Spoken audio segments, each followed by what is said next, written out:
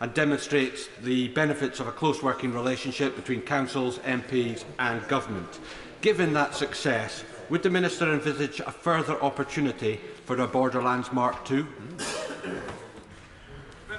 Well, I strongly agree with my honourable friend that the Borderlands growth deal is a great demonstration of what can be achieved when we work together. I recently visited Innerleithen in my honourable friend for Dumfriesshire, Clydesdale and Tweeddale's constituency and saw some of the great work that's happening.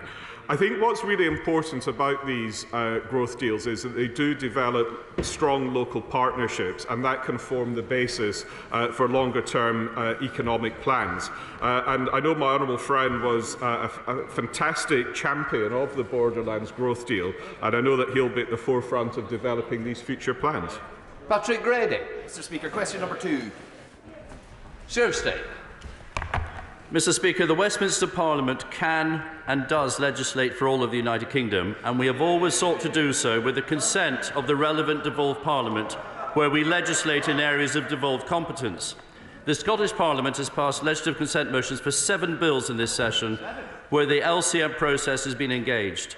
However, as the honourable gentleman knows, the Scottish Government made it quite clear that it would not grant LCMs for Brexit-related bills. We understand their position, even if we don't agree with it. But following Brexit, it is this government's duty to legislate sensibly for the whole of the United Kingdom, which has involved legislating without consent on a small number of occasions and may well be doing so again in the future. Patrick Grady. Mr. Speaker, well, that small number of occasions includes the Elections Bill, the Professional Qualifications Bill, the Internal Market Act and the Withdrawal Agreement itself, all rejected by Scotland's Parliament, but taking effect anyway, because this Tory government never really believed in devolution in the first place. So is this actually the end of the Sewell Convention, and ignoring Scotland's Parliament is the new normal? Yes. Well, I mean, quite simply, Mr. Speaker, we're not going to take any lessons on defending devolution from a party that wants to destroy it. Andrew Bowie. This morning, as ever, we've heard a lot from the SNP benches about respecting the Scottish Parliament and ignoring the Scottish Parliament. Does he not agree with me that it is the height of disrespect for the Permanent Secretary of the Scottish Government, who remains accountable to the UK Cabinet Secretary and is still drawing a 6-figure salary, to refuse to appear in front of a committee of that Scottish Parliament without giving a reasonable excuse as to why? Secretary of State. Mr. Speaker, I agree with my honourable friend that reciprocal respect absolutely underpins the devolution settlement. As to the Permanent Secretary's decision not to appear in front of the committee, that is entirely a matter for her. We now come to Sheriff Secretary of State Ian Murray. Thank you, Mr. Speaker. I'm sure the Secretary of State would like to join me in welcoming Dr Riches, who's watching our proceedings today. She's shadowing me from the Royal Society in the pairing scheme, and she's very welcome. Mr. Speaker, Holyrood unanimously approved the legislative consent motion for the Economic Crime Bill that included an amendment from my Labour colleague Michael O'Mara, urging the UK Government to remove a provision that would only require ownership of land in Scotland to be registered from 2014, when it's 2004 in England. So if you've laundered Putin's dirty money in Scotland before 2014, you're in the clear. For example, Perthshire's Aberukal Castle, bought by Russian steel magnate Vladimir Lysin for over £5 million in 2005, who is on the Treasury's watch list since 2008, is not covered. Vladimir Romanov, who bought Heart of Midlothian Football Club in 2005 and swathes of central Edinburgh, and allegedly hiding in Moscow under the protection of Putin, would not have been covered either. But they would in England. So does the Secretary of State think that is right? And what is he doing to implement the LCM amendment to sort the smugglers' cove in Scotland? Secretary of State. Well, Mr. Speaker, first of all, I'd like to join him in welcoming the Royal Society pairs who are in London. I'd also like to thank the honourable member's party for the support they've given for the Economic Crime Bill. It's hugely appreciated. As regards the registration of property, it's actually England and Wales changed the rules in 1999. In Scotland, they were changed for the transparency of ownership in 2014. The problem we have with the bill is if we go back before 2014, there is a risk that third parties who didn't know they were engaging with an overseas entity that was non-compliant could be hurt, or could be, and that hurt is something they unwillingly were engaged in, and therefore we have to protect those third parties. So that's the reason we haven't gone back before 2014. And the joint committee that reviewed the draft legislation did agree with that point, but I absolutely have every sympathy with the points that he makes. I'm sure that anomaly could be sorted, Mr. Speaker, in terms of making sure you don't hurt unsuspecting third parties. One of the most important ways to clamp down on illicit Russian money, of course, and influence in the UK is through the reform of Companies House. Despite Labour's attempts, the Economic Crime Bill does not contain such reforms. It's important because Scottish limited partnerships that were set up for Scottish farmers in the 19th century remain an outdated and opaque vehicle of ownership which are being used in the 21st century to obscure beneficial ownership. There is widespread support for this change, yet the Government refused to act. So will the Secretary of State commit now to reforming Scottish limited partnerships and wider company law so we can see who actually owns these companies and shut down these laundering loopholes? Yes, well, the honourable gentleman also know that the UK Government did clamp down on the abuse of Scottish limited partnerships in 2018, but we do want to do more, and in the next session of Parliament, early in the next session of Parliament, there will be an updated economic crime bill, and there will be further measures being taken, because he's absolutely right. Those were being used by foreign individuals and foreign companies to launder money. We know that. The reforms in 2018, they increased transparency, and they put more stringent checks on the individuals who were forming those companies. But yes, hopefully with the support from the Labour Party, we will tackle this in the next session of Parliament.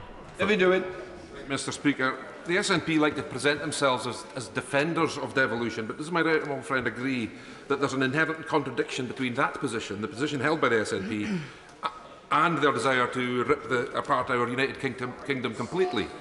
And does he also agree that it's the UK Government who are promoting devolution, including the transfer of powers that we have actually regained from the EU?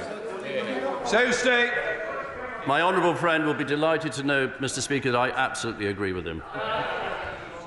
We now come to SNP spokesperson Pete Wishart. And thank you ever so much, Mr. Speaker. Isn't the truth, though, Mr. Speaker, that Scotland has never experienced such sustained attacks on our democracy and our democratic institutions? As we've heard, legislative consent now almost dead and buried, a feature of history. Westminster now legislating in devolved areas.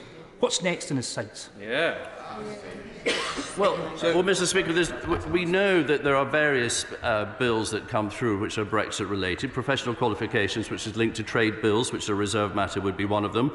Subsidy controls would be the other, where we won't get an LCM. We know that, but we need to bring in subsidy controls because state aid has reverted to the United Kingdom from the EU, and it's a UK matter. Pete Wishart. He doesn't get an LCM because Scotland's directly elected representatives don't agree with it and don't want it. That's why LCMs are withheld. Everybody can see what's going on, and everybody can see his attempts to undermine our democracy. Isn't it the case that his muscular unionism has been a disaster for Scottish democracy? In fact, it's even been a disaster for the Scottish Conservatives. The Scottish Conservatives may or may not now have confidence in their Prime Minister. But isn't it the case that the Scottish people have absolutely no confidence in this government to defend our parliamentary institutions?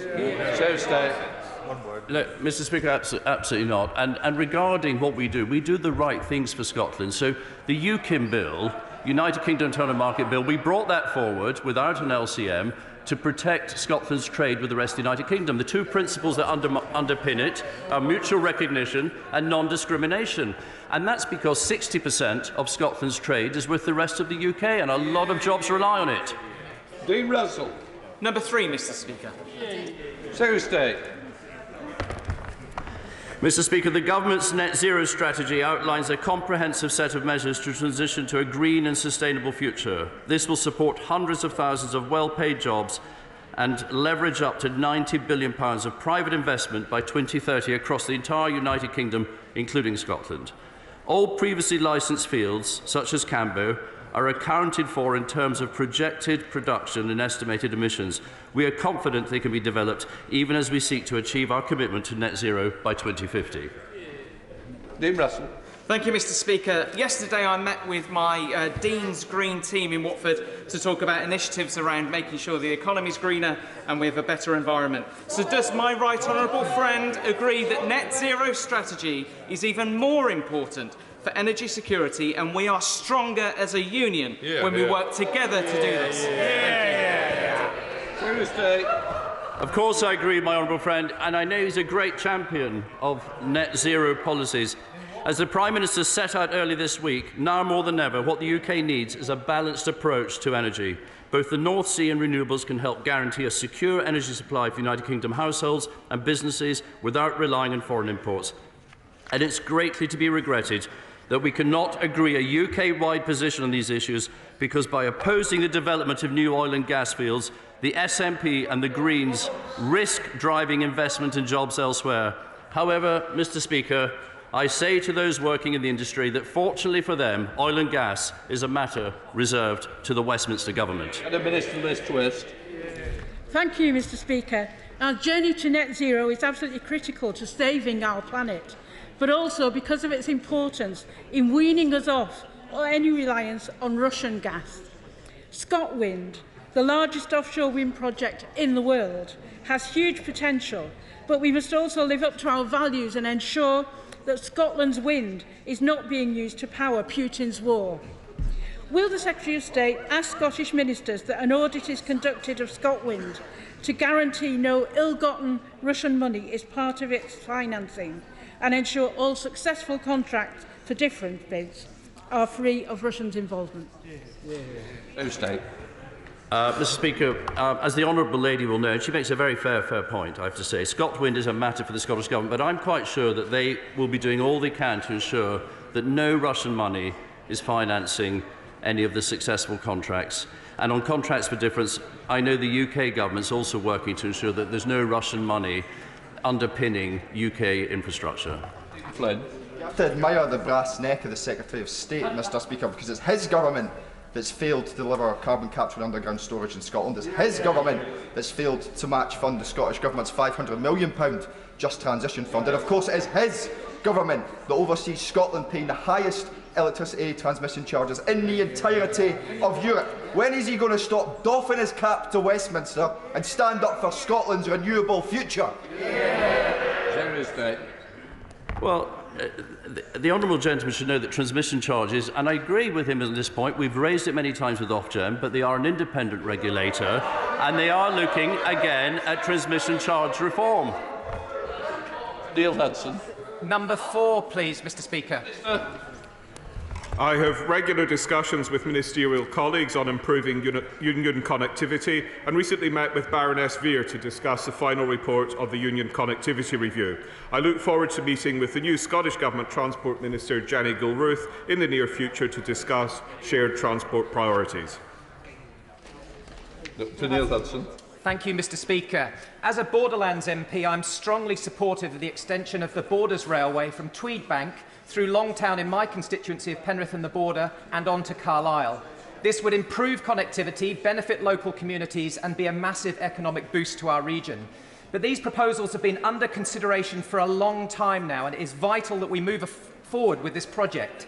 Does my honourable friend agree with me that it's essential that the UK and Scottish governments work together and with local authorities to prioritise the delivery of this project that would benefit local residents, businesses and strengthen our precious union? Well, I completely agree with my honourable friend that we do need to work together on this project, which will be of benefit to his constituents and indeed the whole of the country. I do regret that the project hasn't had the priority we would like to see in the Scottish Government's STPR2, but we will continue to work with the Scottish Government and see how we can best support it. We've committed to the next stage of a project, and I hope the Scottish Government do too. Martin Docker to use. Thank you, Mr. Speaker. I wonder, Minister, in terms of strengthening union connectivity, can advise the House whatever happened to that impossible bridge across the Beaufort Dyke, and what kind of money spent on something that never happened and didn't connect the union? Minister. Well, what I can tell the honourable gentleman is it's right that we look at all possible transport links in the Well, the honourable gentleman mocks, but if he looks at what the Scottish Government are proposing, they are looking at fixed tunnels linking parts of Scotland together. And what we are doing in the Union Connectivity Review, we are looking at strengthening the Minister, UK. Just one second. Mr Hughes, because you put your mask on doesn't disguise the fact that you're shouting. In fact, the best thing is the mask moves as well. Have you finished, Minister? I do apologise, Mr Speaker. What I can tell the honourable gentleman is that we are prioritising upgrades to roads like the A75 through Dumfries and Galloway, which will be one of the key transport routes connecting Northern Ireland, Scotland and England. Right, Duncan Baker. Thank you. Question number 5, please, Mr Speaker. Well said. Minister. The benefits of the transformative Levelling Up agenda have already been realised following round 1 of the Levelling Up Fund. 8 Scottish projects are receiving a share of £171 million, helping to create jobs, boost training and grow productivity. Round 2 of the fund will open in spring, in addition to another major funding mechanism, the UK Shared Prosperity Fund. Duncan Baker. Thank you, Mr Speaker. Can I ask my right honourable friend what levelling up plans there are specifically for the rural areas of Scotland, so that from the Outer Hebrides to Orkney, to the Highlands and to the Lowlands, the whole of Scotland can benefit? I'm sure the answer will be yes, Minister. Well, all parts of Scotland will receive a share of the UK Shared Prosperity Fund, which will be providing £2.6 billion of new funding by March 2025. And this will be through an allocation rather than a competition. Additionally, the Levelling Up White Paper includes the creation of a new Islands Forum, which will bring together local leaders from island communities across the UK to share challenges and experiences directly with the UK government. Deirdre Bruck. Speaker, a former ERDF recipient described to me the distribution of levelling up funding as being akin to the random sprinkling of confetti. It is random and it is wide open to the sort of pork barrelling that we saw in the Stronger Towns Fund. Why won't this government work directly with devolved governments so this funding dovetails with all the knowledge, experience and work streams that already exist and ensure outcomes that can be measured against some sort of recognisable targets? Minister. Well, I'm rather surprised the honourable lady seeks to criticise levelling up as pork barrel politics when her own constituency is benefiting from a multi-million-pound investment in the regeneration of Granton. I would have thought she'd be pleased with that. Question number 6, Mr Speaker. Minister. With permission, Mr Speaker, I will answer questions 6 and 7 together. The UK Government has committed £50 million to the Islands Growth Deal, and this has resulted in island communities benefiting from the highest per capita deal in Scotland. The Levelling Up White Paper, as I've just mentioned, announced the development of an Islands Forum, and I've recently had discussions with local partners on how to progress this important work. Simon Jupp. Thank you, Mr Speaker. The new Islands Forum announced in the Levelling Up White Paper is a really welcome step. It will connect island communities from Scotland to the southwest with key decision makers. What progress is being made on this proposal? Brilliant question. Well, my honourable friend's absolutely right. On Monday, I had a very useful conversation with the leader and chief executive of Orkney Islands Council, and we're inviting local partners to discuss with us how best this forum can operate and deliver what we want to achieve in the islands. Jerome Mayo. Mr Speaker, the best support that any government can give to an island community is access to a reliable and frequent ferry service. On this, the SNP has failed miserably, managing to achieve the impossible double, Mr Speaker, of sinking hundreds of thousands of pounds in ferries which will never float, whilst the rail service has increased breakdowns and the service gets worse and worse. Does my honourable friend agree that the SNP have let down island communities across Scotland? Well, my honourable friend raises an important point. It is of great concern to island communities that they are unable to rely on ferry services, and this has been the case for a number of years. I do welcome the proposals in Transport Scotland's strategic plan for the renewal and replacement of the Clyde and Hebrides ferry services and the Northern Islands ferry service.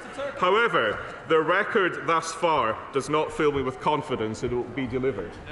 Mr Carmichael. Thank you, Mr Speaker. Farmers and crofters in all Scotland's islands communities at the moment are facing the perfect storm of massive increases in the cost of fuel and fertilisers and increased competition on price from imports. Does the Minister agree that this would be a good time to revisit the work of the Groceries Code Adjudicator to ensure that farmers and crofters can get a fair price for their produce, and would he meet with me and a delegation from NUF Scotland to discuss this? Minister. Well, I'm delighted to say I've made two very pleasurable visits to the Honourable Gentleman's constituency, Right Honourable Gentleman's constituency, and I've heard these concerns first-hand. Of course, I'd be delighted to meet with him and the delegation from NFU Scotland and take forward their concerns. Dr. Luke Evans. Number 8, Mr. Speaker. Secretary of State. Mr. Speaker, I have regular discussions with my Cabinet colleagues on all relevant UK government policies that support economic growth in Scotland. The landmark agreement between Scotland's two governments to establish two new UK free ports will support the regeneration of communities in Scotland. Luke Evans. Thank you, Mr. Speaker. Free ports have the real opportunity to bolster the UK's economy. We here in the East Midlands have the free port that's bringing 60,000 jobs and green investment. So does my right honourable friend agree with me that this will be the case if two go ahead in Scotland? And does this demonstrate levelling up across the UK and our union? Mr. Speaker, everyone who cares about Scotland's prosperity will welcome the additional UK government investment of up to £52 million on top of the massive tax and customs benefits to the Scottish economy, drawing in more private sector investment. And I would have thought that all parties in Scotland would have welcomed the opportunities and the jobs that will flow from these new free ports in Scotland. However, Mr. Speaker, sadly, the Scottish Greens, the SNP government's coalition partners, oppose this, which just shows how irresponsible it was for Mrs Sturgeon to invite a party so opposed to economic growth to join her in government.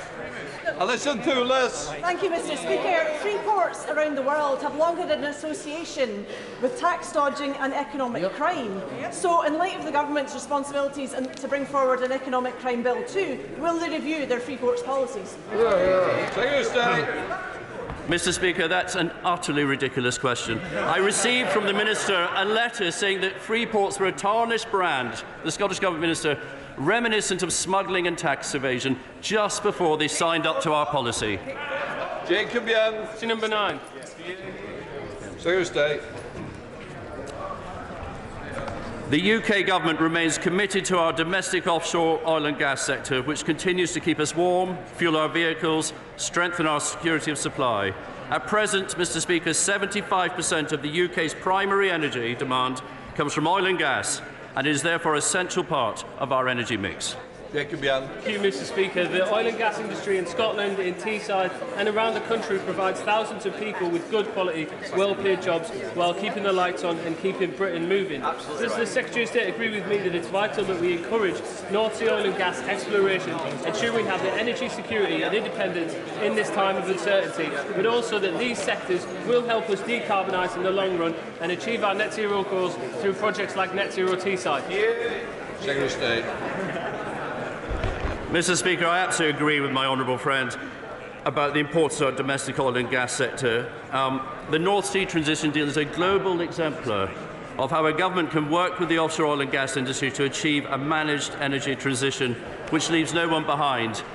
And it is this government, Mr. Speaker, this government that supports oil and gas, that supports the jobs in Scotland, over 100,000 jobs linked to the oil and gas industry, but also supports a transition rather than extinction of that industry.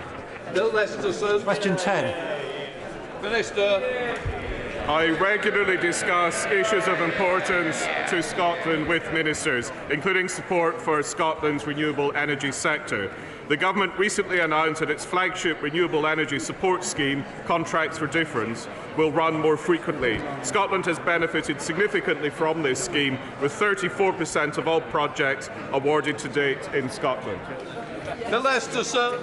Promoting renewable energy generation in Scotland is critical to supporting jobs in Scotland, but without action from the Government, it's not inevitable that Scotland's renewable potential will lead to job creation at home. In fact, we've seen ScotWind sold off to foreign owners. So can the Minister tell me what discussions he's having with Scottish ministers about the creation of jobs in Scotland in renewable energy? Minister. Well, I'm happy to tell the honourable gentleman is that we are negotiating with and discussing with the Scottish Government, and I can point to a number of schemes in the city and regional growth deals that are promoting renewable energy, such as the Core project in East Ayrshire, Orion in Shetland, and the EMEC research in Orkney. Before we come to Deputy Prime Minister's questions, I would like to point out that the British Sign Language interpretation of proceedings is available to watch on Parliament Live TV. We start with questions to the Prime Minister. Dean Russell. Question 1, Mr. Speaker. Deputy Prime Minister. Mr. Speaker, I've been asked to reply on behalf of my right honourable friend, the Prime Minister. As the House will know, he's travelling in the United Arab Emirates, Saudi Arabia, to discuss energy security, diplomatic action on Russia and Ukraine, and regional issues, including Iran. Mr. Speaker, with your forbearance, may I also say that I understand that 4 members of the Ukrainian Parliament are here with us in the gallery today. And I'm sure I speak for the whole House in saying that we stand in total solidarity with you. Camelot is one of the largest employers in Watford and for Watford, and its employees have worked tirelessly to successfully run the National Lottery for decades. They play an important role in communities across the UK, many local projects and good causes, including in my constituency.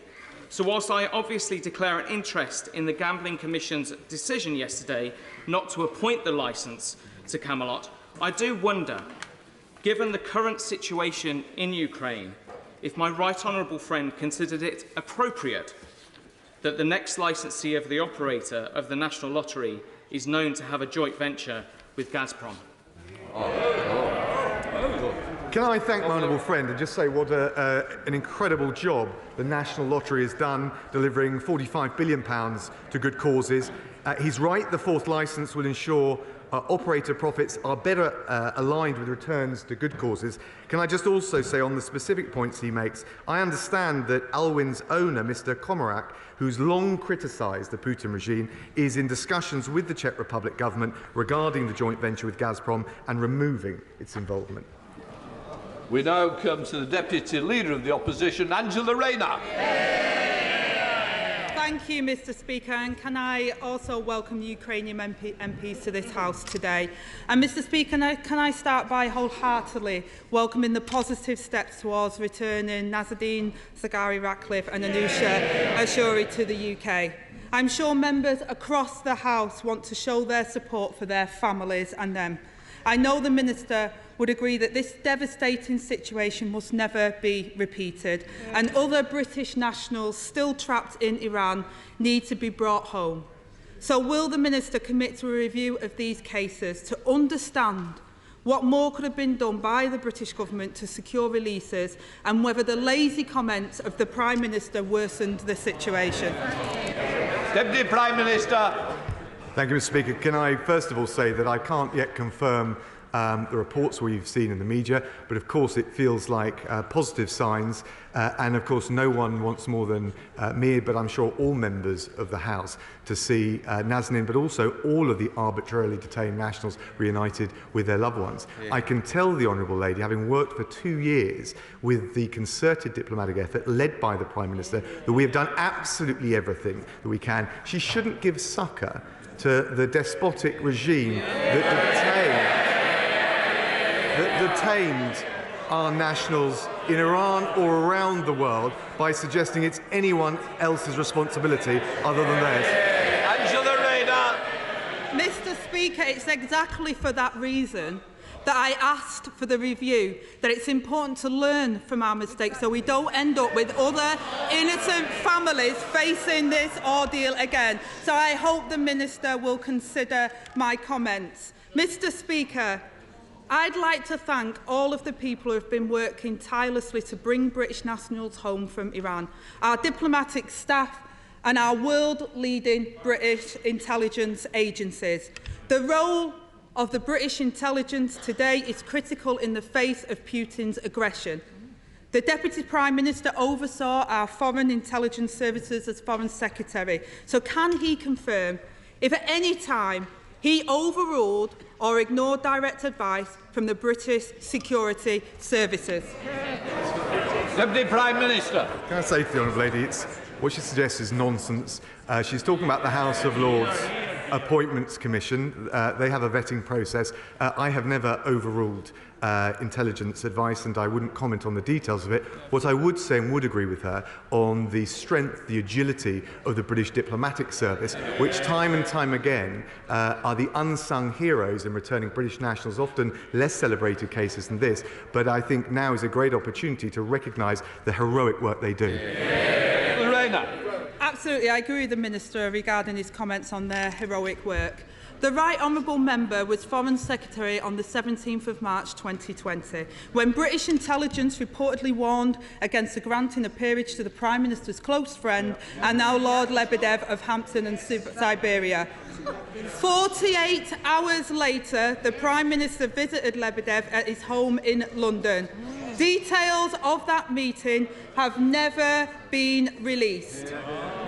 In July 2020, Lebedev's appointment as peer was announced. So can he tell the House what changed between the security warning and the appointment? Deputy Prime Minister. Sorry, the Honourable Lady knows full well all individuals nominated for a peerage have done so in recognition of what their contribution is to society. And I should say, that includes those of Russian origin who contribute brilliantly to our nation, many of whom in this country are critics of the Putin regime. Live peerages are vetted by the House of Lords Appointments Commission for matters of probity, and frankly, I think she should know better.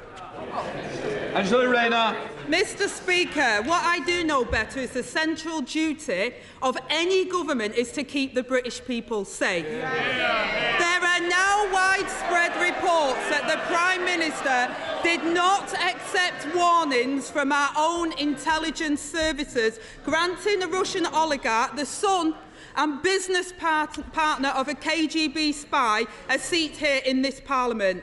It shouldn't matter if such a warning was about a close personal friend of the Prime Minister. It shouldn't matter if he gave the Prime Minister thousands of pounds of gifts, and it shouldn't matter how much champagne and caviar he serves. There's no ifs or buts when it comes to the safety of the British people. So I ask the Deputy Prime Minister, can he guarantee that the Prime Minister never asked anyone to urge the security services to revise, reconsider or withdraw their assessment of Lord Lebedev of Hampton and Siberia? Deputy Prime Minister. The suggestion she's making is sheer nonsense. But if she wants to talk about national security, then I remind her that she and her shadow cabinet colleagues not so long ago wanted the honourable member for Islington North.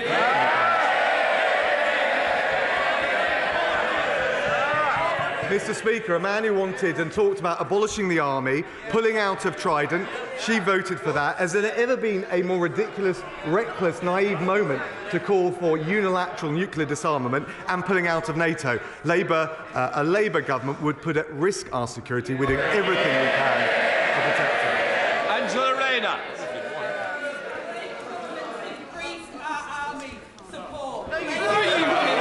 To NATO. And may I remind the Deputy Prime Minister that it was his Prime Minister in 2015 that said he wasn't sure if it was morally irresponsible to work with Putin. So I don't think he's on safe grounds there.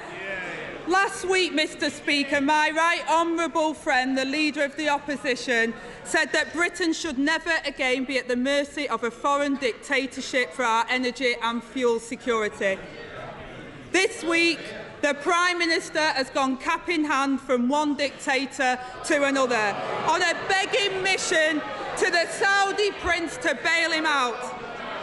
Mr. Speaker, the government have had 12 years to end their reliance on foreign oil and invest in homegrown energy to secure our supplies. Their failure has left us all vulnerable, reliant on another murderous dictator to keep the lights on and pumps open. I'm going to hear this question. if some people don't want... Somebody want to make a... If you want a little argument, I'm more than happy, because we can argue outside when you're there. But for the moment, I need to get on. I want to hear the question. Angela Rayner. Thank you, Mr. Speaker. The government benches have a choice. They could accept Labour's plan to save working families hundreds of pounds on bills funded with a one-off levy on the soaring profits of big energy companies. So I ask the Deputy Prime Minister, is their only plan to keep on begging? Deputy Prime Minister. Well, can I just gently say to the Honourable Lady that when she was campaigning, as the rest of them were, to make the Honourable Member for Islington North Prime Minister, this Prime Minister was Foreign Secretary leading the response to the nerve agent attack. Hold on. I hate to say it, you can't keep going back for 12 years as a defensive mechanism. What we want to do, I'll decide, thank you. What I want you to do, Deputy Prime Minister, please, if we can try and stick to the agenda, I have a lot of people ahead of me who are desperate to get in without talking about history. How far we want to go back is one thing in passing. Deputy Prime Minister. Thank you, Mr. Speaker. When she was... Order. Sir Desmond, he is not responsible for the opposition's policies. This is about the government. This is about questions to the Deputy Prime Minister. I'll put the questions and decide which to write. Deputy Prime Minister. Thank you, Mr. Speaker. I wanted just to point out, and I hope it's not ancient history, that the Prime Minister was, as Foreign Secretary, galvanising the response to the nerve agent attack in Salisbury at the time where the honourable member, the former leader of the Labour Party, was siding with Putin against the UK. What did the Honourable Lady have to say on Sky News? He's a very strong leader. She can't wait for him to become Prime Minister. Angela Rayner. Mr. Speaker, there is a war in Europe. There is a fuel energy crisis in Britain. Democracy is at risk. We must support the courageous efforts of President Zelensky and the Ukrainian people. These uncertain times require leadership with integrity. A leader that works with the security services, can be trusted to say the right thing for British diplomacy and provide security for the British people. Instead, Mr. Speaker, we have this sorry excuse of a government sat before us. They hike tax on 27 million working people while the super rich increase their wealth. They watch energy prices rise by over 50% while the companies enjoy profits they didn't even expect. And they cavort with Russian oligarchs in luxury villas while neglecting the security of the British people. And remember, Mr. Speaker, they partied while the country was in lockdown and were unable to see their dying loved ones. Can the Deputy Prime Minister look the British people in the eye and really say this government is doing their best in their interest? Deputy Prime Minister. Well, Mr. Speaker, I'll tell you what this government, this Prime Minister have done.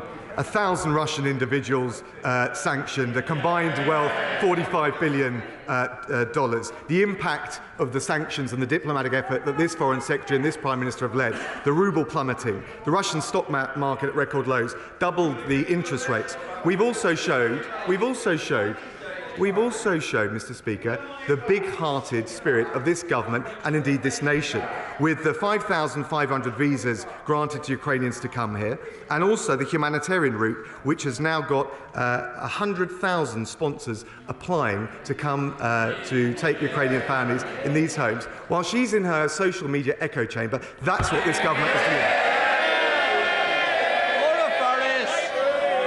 Thank you, Mr. Speaker. It was very good to see see my right honourable friend visit the International Criminal Court earlier this week, but they have enduring difficulties with funding.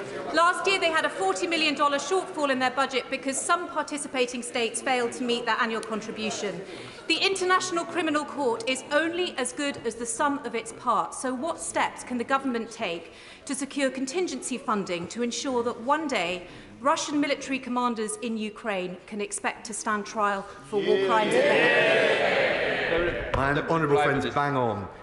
The Assembly of States Party is looking at the arrears. I was in The Hague on Monday speaking to the prosecutor and the President of the Court. We will be coming forward with a voluntary package of financial and technical support because now, as they look at the situation in Ukraine, we want, and I think the whole House would want, Putin and his commanders to know if they continue with war crimes in Ukraine, they'll end up not just in the dock of a court, but behind bars. We now come to the Leader of the SNP, Ian Blackford. Thank you, Mr. Speaker. And can I welcome our 4 colleagues from the Parliament of Ukraine who are with us today? We all stand with them. Mr. Speaker, I've spent much of the last week trying to help the Scottish charity Dnipro Kids, established by fans of Hibernian Football Club, who've evacuated 48 children from orphanages in Ukraine and are desperately attempting to provide them with temporary sanctuary in Scotland. Mr. Speaker, there is a plane ready and waiting in Poland to bring these orphans to the UK on Friday, but that flight will leave empty without the necessary paperwork from the Home Office. The Polish authorities, Edinburgh City Council, the Scottish Government and the orphans' guardians are all working to bring these children to safety. I've worked with UK Government ministers to try and make this happen, and I want to commend Lord Harrington in particular for his efforts. But a week on, the Home Office is still proving to be the only obstacle in the way, and it risks leaving these children stranded. So I'm pleading with the Deputy Prime Minister, remove these obstructions before it's too late. Will he work with me and the Ukrainian authorities to guarantee that these 48 Ukrainian orphans will get on that plane this Friday? Hear, hear.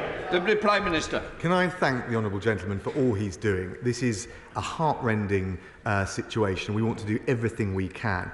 Of course, there are a range of issues in this case, including the wishes of the Ukrainian government on where orphan children should go and should be living, whether any necessary permissions have been sought from the Ukrainian and/or Polish governments. This isn't actually about bureaucracy, it's about genuine safeguarding issues, but I certainly want to work with him in the best interests of those children. Ian Blackford. I'm asking the government to do just exactly that, because we've been working with the Ukrainian and Polish authorities. We have their support. We need the Home Office to give us the paperwork that will make that happen. Because, Mr. Speaker, this one case goes to the heart of the failure in the UK government's response to the biggest refugee crisis in Europe since World War II. It is deeply concerning that it's taken the intervention of several ministers of state, letters to multiple European ambassadors, and the fear of this case being exposed in the chamber to try and force movement in an urgent case involving almost 50 vulnerable children. Even where there is the will, it seems that simply there is no way that the Home Office can get involved. I shouldn't have been sending letters to the authorities in Ukraine and Poland. The Home Office should have been doing it. If all these powerful people can't make it happen, what hope do all the other children fleeing this awful war have of finding sanctuary in the UK? The United Nations are now estimating that almost 1 child a second is becoming a refugee from the war in Ukraine. These 48 children will not be the last who need sanctuary and safety. Surely the Deputy Prime Minister agrees it shouldn't have taken this level of intervention and pressure for the Home Office to do the right thing by these children. Minister. Well, can I just say to him, it's very important that the proper international practices on safeguarding are followed. I know he appreciates that. We're keen to find out if family reunion options with Ukrainian family in the region have been considered. We also know, can you just listen for a second, because it's important. We also know that many children in state care in Ukraine have family members in the region for safeguarding and well-being of the children. That must also be considered. More broadly, he raises the issue about refugees and children. On top of the measures that I've already mentioned, we're making plans for the arrival of 100,000 Ukrainian children through the Education Secretary in our schools. And I pay tribute to the Health Secretary for bringing Ukrainian children suffering from cancer over to this country to receive the vital treatment they need. Thank you, Mr. Speaker. British servicemen and women have served under Operations Kibrit and Orbital since 2015, working with the Ukrainian armed forces and helping to shore up the eastern flank of NATO, which is now more important than ever. Would the Deputy Prime Minister join with me in putting on the record the gratitude of this House and consider what recognition we can give them for their service and for their role in history? Deputy Prime Minister. She's absolutely right. She's totally right to pay tribute to the professionalism, the dedication, the sacrifices of our armed service men and women every day to defend this country. She'll know that recognition for all military operations is kept under continuous review, and I know that the Defence Secretary will have heard her very compelling suggestions. Stephen Farr. Thank you, Mr. Speaker. Can I first of all wish you and the entire House an early happy St Patrick's Day? Now, there was a 3.1% increase to universal credit and other benefits set by the government last September, but inflation is now pushing 7%. The Joseph Rowntree Foundation, Trussell Trust and many other organisations have highlighted the real jeopardy that millions of people are now facing from a real terms cut in the level of benefits, and other measures from the government simply don't compensate for that. So surely it's not tenable for the government to stick so rigorously to a decision taken 6 months ago, whenever circumstances have changed so radically since then. Prime Minister. Can I thank the honourable gentleman? He's right about the cost of living challenge, not least with the war in Ukraine. The government and the Chancellor have already put in place a £20 billion package across this year, £9 billion to help with energy bills, the rest to deal with the wider cost of living issues. That includes raising the national living wage. On UC that he mentions, we're giving nearly 2 million families an extra £1,000 a year. The Kickstart scheme, increasing the personal tax threshold by over 50% since 2010. We're doing everything we can, and of course we'll keep the cost of living issues under constant and regular review. Gareth Davis. Thank you, Mr. Speaker. With multinationals scaling back Russian operations and local businesses stepping forward with offers of jobs and equipment, once again, British businesses are responding at a time of great challenge. Will the Deputy Prime Minister join me in thanking all those businesses across Lincolnshire who have offered support? And can he outline how the government may be able to connect those offers of support with the Ukrainians in most need? Deputy Prime Minister. Can I thank my honourable friend, and I do join him in thanking all those businesses, but also all the charities and the individual families up and down the country who have shown the big-hearted traditions that make this country so great. He will be aware, of course, of the new sponsorship scheme. We've had overall 100,000 sponsors apply, and of course working with businesses is particularly valuable because we know that there's huge value not just in terms of allowing those that come here to get access to work, but it also helps them to integrate into our society as confident members of our community. Matt Weston. Thank you, Mr. Speaker. I'm sure the Deputy Prime Minister will agree with me that when it comes to judging a person, it's often done by the company that they keep. When it comes to tennis, the Prime Minister enjoys the company of and backhanders of Lyubov Chernikin. When it came to celebrating the election victory, the Prime Minister prioritised the party hosted by the former KGB agent Alexander Lebedev. He has a great many others, such as Viktor Fedotov and Alex Temerko as friends. Can he therefore tell us what first attracted the Prime Minister to the billionaire Russian oligarchs? The Prime Minister. I wasn't quite sure where he was going at the beginning of his question, but what I can tell him, of course, the Prime Minister is not just a very social individual.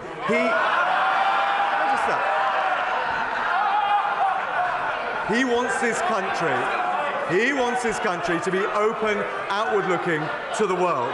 But we were the government, and he was the Prime Minister, and I was the Foreign Secretary, that introduced the Sergei Magnitsky sanctions that put human rights sanctions, asset freeze and visa bans, not just on Russians where we have evidence of wrongdoing, but also the murderers of Khashoggi, also the persecutors of the Myanmar minority and many others. It was this government, not the Labour Party. Hurry up, Baldwin. Thank you, Mr. Speaker. The eyes of the world are rightly focused on Putin's evil invasion of Ukraine. But there is still a humanitarian crisis in Afghanistan. And I welcome the fact that the UK government is hosting a pledging conference later this month for that crisis. And can my right honourable friend ensure that we also keep education for those poor children on the agenda? Deputy Prime Minister. She's absolutely right, and we will keep the focus on Afghanistan and the many other conflicts around the world that need our support. I can tell her that that particular conference will provide specifically support for access to girls' education, a long-standing priority of the Prime Minister. And I would also just point out that we've doubled our humanitarian aid to Afghanistan for the financial year to £286 million. Thank you, Mr. Speaker. Appeasing murderous despots is never going to be the route to security of energy supply. So wouldn't it make more sense for the Prime Minister to be here talking to UK energy industries? Shouldn't he be talking to renewable energy developers about what they can do to bring their product on stream faster and quicker? And shouldn't he also be speaking to our own offshore oil and gas industry about what they can do in the here and now to improve security of supply and to assist in the journey towards net zero? Yes, he was doing that on Monday evening, I can tell the honourable gentleman. And now it's Wednesday, and yes, he's out in Saudi Arabia, closing a £1 billion investment deal, creating 700 jobs in the north in renewable energy. I think the Lib Dems need to keep up. Duncan Baker. Thank you, Mr. Speaker. North Norfolk is a rural constituency, and many residents rely on their car to get around, and they heat their homes by using heating oil. The price of crude oil may have come down in the last few days, but the petrol pumps are still going up, and I've had constituents who are quoted £2 a litre for heating oil. This not only affects working families, but pensioners in rural areas who are on a fixed income. Can I ask that the Deputy Prime Minister does everything he can to make sure that in the spring statement we address these problems for really rural constituencies that are getting the double whammy of these crippling costs? Deputy Prime Minister. My honourable friend's absolutely right. He knows that we have got a £20 billion package this year dealing with the cost of living, £9 billion of it focused on energy prices. The issues that he talks about for his constituency, but I think up and down the country, are I think, very well made, and I know the Chancellor will have heard his suggestions. Jeff Smith. Thank you, Mr. Speaker. The Prime Minister is visiting Saudi Arabia, and as usual, we are told there will be frank private discussions with the Saudis on their human rights record. But in the light of the state murder of Jamal Khashoggi, in the light of the brutal executions of 81 men at the weekend, why does the Deputy Prime Minister think that the UK's representations on human rights are so ineffective, and what more will we do to make the Saudis behave ethically? Prime Minister. Can I thank the honourable gentleman? Can I just say to him, when I was Foreign Secretary and I went to Riyadh twice, and I know the Prime Minister will be raising these issues again, we talked about the women's rights defenders. He says we've been ineffective. They've all been released. We talked about Rauf Badawi, the author and critic. He was recently released. He mentions Jamal Khashoggi. We applied, I think we're one of the first to apply, asset freeze and visa bans on those responsible for his murder. So we are an outward, an international country. That is what Britain's role is in the 21st century. But we will never allow our moral red lines to be blurred. Tom Hunt. Thank you very much, Mr. Speaker. Rousseau once said about the Polish people, "You may swallow the pole, but you will never digest them." I think that powerful quote says so much for how the Polish people have stood up robustly and strongly against aggression over the years, and also about their steadfast support right now for their close and dear allies, the Ukrainian people. In Ipswich, we've had 3 lorries going from Ipswich to Lviv in support of the Ukrainian people. will the Deputy Prime Minister outline the steps the government will take to support our close allies Poland as they take an unprecedented numbers of refugees and, of course, whilst they have their own security concerns in relation to Russia? Deputy Prime Minister.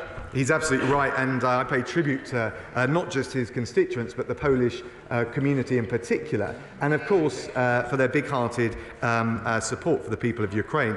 And of course, as a leading donor, I think the second largest donor to Ukraine, we've committed a further £174 million in aid, bring our total to £400 million. But that will also support those countries in the close proximity to Ukraine, their neighbours, and first and foremost will be Poland. Justin Matters. Thank you, Mr. Speaker. On the 28th of April 2018, when he was Foreign Secretary, the Prime Minister is reported to have attended a party at a castle in Italy where he met a former KGB officer. Now, this was just weeks after the Salisbury poisonings and immediately after he attended a NATO summit on Russia. If that is not astonishing enough in itself, it is also reported he travelled there without any security detail or officials present. So will there now be an investigation into what sounds like a complete failure of national security? He's talking total nonsense. I don't have anything to add to what I've already said. In addition to my constituents' concerns for Ukraine, they're also concerned about planning policy. I wrote to the Prime Minister in October 2019 about the threat to the Goring Gap. It's against government policy, it's against public interest for every greenfield that's a strategic gap to be built on, and inspectors made a decision which would wipe away the planning powers of every local council in the country. Can I ask if the Prime Minister will see me and if the government will revoke this inspector's mistaken decision? Can I thank the honourable gentleman? Can I also, I empathise as someone with a massive proportion of Green Belt in my constituency on the frustrations I think honourable members across the House feel with some planning decisions that are made. However, once a planning decision is final, it can't be challenged unless it's successfully challenged in the courts. Stephanie Peacock. Thank you, Mr. Speaker. Last year, 255 children and young people were admitted to Barnsley Hospital for self-harm. That is 15 times the national average. This is a public health crisis. So will the Deputy Prime Minister ask the Health Secretary to meet with me and healthcare providers from Barnsley to immediately respond to this mental health crisis? We've put a huge amount into both mental health and wider the NHS budget, not just on COVID, but to respond to the wider issues. I will certainly make sure in relation to the specific issue that she raises that an appropriate health minister will see her. Dr. Julian Lewis. Are any oligarchs with UK passports on our sanctions list? Can I thank the chair of the IFC? I think I would have to let the Foreign Secretary and the Foreign Office check carefully and respond to him in due course. Stephen Timms. Thank you, Mr. Speaker. 3 weeks ago, the chair of the UK Statistics Authority, Sir David Norgrove, wrote to the Prime Minister to point out that his repeated assertion that employment is now higher than it was before the pandemic is incorrect. Yesterday's employment statistics show 840,000 fewer self-employed people now than before the pandemic, and that overall employment is 580,000 lower. Does the Deputy Prime Minister agree that truthfulness is vital to trust in our democracy? Does he accept the correction from Sir David Norgrove?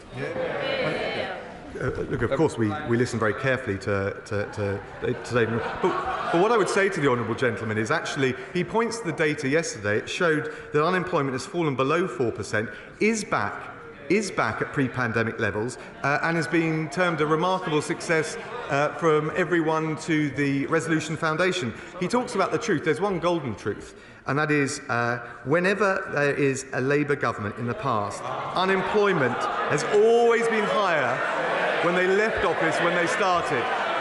Mr. Speaker, that's the jobs guarantee you get with Labour.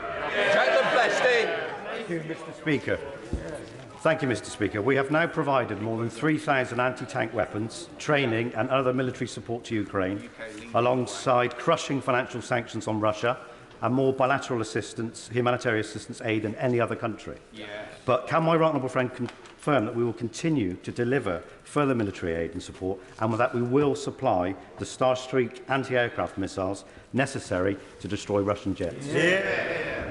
My honourable friend is absolutely right. We've delivered over 3,600 anti-tank missiles weapons. We'll also be sending a consignment of the Javelin anti-tank missiles, and we are indeed, as he says, exploring the donation of Starstreak anti-air missiles. Dan Carden. Thank you, Mr. Speaker. It's welcome that Ukrainians seeking asylum in Britain will have the right to work and access to public services. We should always offer sanctuary to those fleeing persecution. People who come to Britain to make it their home, no matter where they're from or the colour of their skin, make a hugely positive contribution to our society and economy, if they're supported to do so. So how can the government now justify not extending the same welcome and the same rights, including the right to work, to all people seeking asylum in Britain? Deputy Prime Minister. He's right that we have a strong tradition, and we've stepped up to the plate with the Hong Kong British National Overseas Citizens, with Operation Pitting, which brought 17,000 back, and we will go further and beyond the normal rules when there is a crisis, as we've seen in Ukraine. He's absolutely right about what he said in relation to the current scheme. Those coming here, the Ukrainians can live, work and access benefits. They can stay for 3 years with leave to remain, and I'm proud, and the whole House should be proud, not just of the big-hearted approach of this government, but also the 100,000 British sponsors who've come forward and said they will open their homes to those refugees.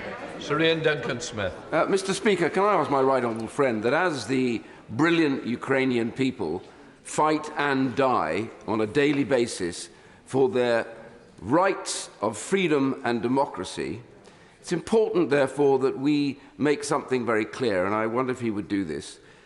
They have asked for membership of NATO for a significant period of time, and NATO has chosen not to give it to them. My concern now is no matter what they decide, it remains their absolute right as a free nation and a free people to make such an application in the future, and, noticing that Finland is talking about being a member, that we treat them in exactly the same way as we would an application from Finland. Well, can I thank my right honourable friend, and he will have heard what President Zelensky has said overnight in relation to this. But one of the things that we've always been crystal clear as a government is that if there is a diplomatic off-ramp, and I have to say we have a heavy measure of scepticism about whether Putin could ever fulfil such a deal, but if there is, it has to be done with the will and the volition of the Ukrainian president and the Ukrainian people. We now come to Carol Monaghan. Thank you, Mr. Speaker. My constituent is a popular parish priest in Glasgow. Originally from Nigeria, he became a British citizen last year and applied for his first British passport last summer. On his naturalisation certificate issued by the Home Secretary, it includes his title, Reverend Father, under his name.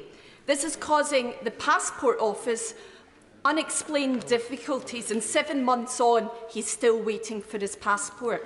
Can I ask the Deputy Prime Minister to look at this case as a matter of urgency? His mother is extremely ill in Nigeria. He needs to get his passport to visit her. Deputy Prime Minister. Can I thank the honourable lady for raising that case? It sounds very sensitive. I will make sure a Home Office Minister looks at it as a matter of urgency. That finishes questions. I'll just let the room clear and then I'll do a punch one.